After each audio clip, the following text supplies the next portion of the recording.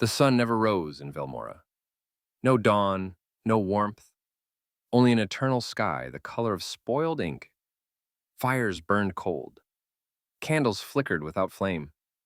Children were born pale, and shadows moved without their owners. They said the world once had light, long ago, before the princess took the sky for herself. Her name was Serethra, and her castle pierced the horizon like a fang. No one had seen her in 1,000 years, but her voice ruled everything, the castle that watches. Serethra's castle, Obsidian Keep, was carved from black stone and wrapped in chains that hummed. At its highest tower, a single window glowed faintly. And from that window, people said, Serethra, watch. She never aged, never spoke aloud. But every decade, her voice whispered into the minds of the kingdom's leaders, bring me one who dreams of light. And so every 10 years, they chose someone hopeful, someone curious, someone who still believed in the sun, and they never returned. And the boy who didn't fear her. In the village of Duskreach, a boy named Eerin dared to ask questions. What if the princess isn't keeping the light out? What if she's hiding us from something worse? He spoke too loudly, too often. So on the eve of the tithe, he was chosen. Wrapped in chains of moon iron, he was taken to the gates of the Obsidian Keep and left alone. The doors opened by themselves. Inside the castle, the halls were endless, but they weren't empty. Statues lined the corridors, stone figures with faces twisted in fear, all mid-scream. Eerin swore he saw them breathe when he passed. In the throne room, candles floated without flame. Blood ran up the walls instead of down.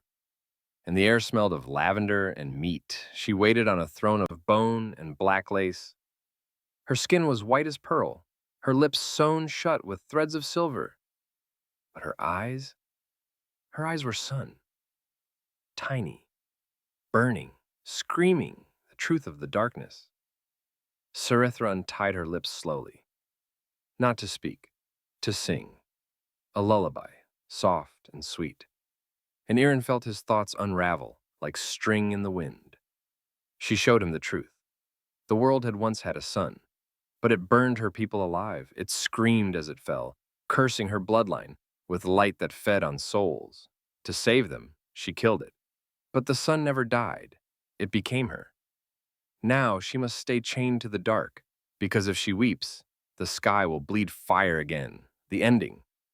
She asked Eerin, do you still want the light? And for a moment he said yes. So she kissed his forehead, and he burst into flame, silently. His shadow burned into the floor. By dawn, though there was none, the village saw a new star in the sky.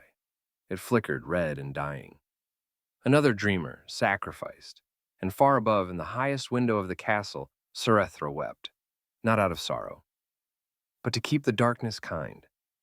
In Velmora, there is no sun, only the princess who remembers it.